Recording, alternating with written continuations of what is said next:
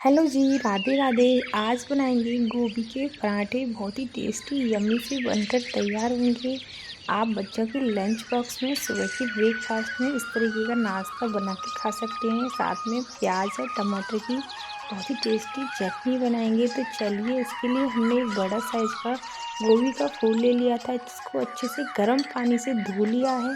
और इसको इस तरीके से हमने चॉपर में अच्छे से चॉप कर लेंगे। आप चाहें तो ये कद्दूकस भी ले सकते हैं, इसमें भी ग्रेट कर सकते हैं। तो यहाँ हमने दोनों ही तरीके से इसको कस लिया है।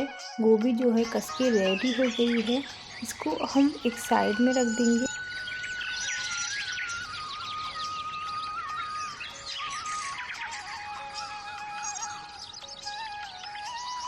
इसमें थोड़ा सा नमक डाल देंगे और उसके बाद 5 मिनट के लिए इसको छोड़ देंगे, क्योंकि अगर हम नमक हैंड टू हैंड डालेंगे तो नमक पानी छोड़ देता है।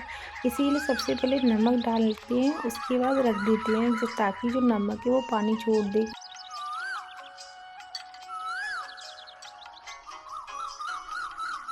तो हमने यहाँ आटा ले लिया है।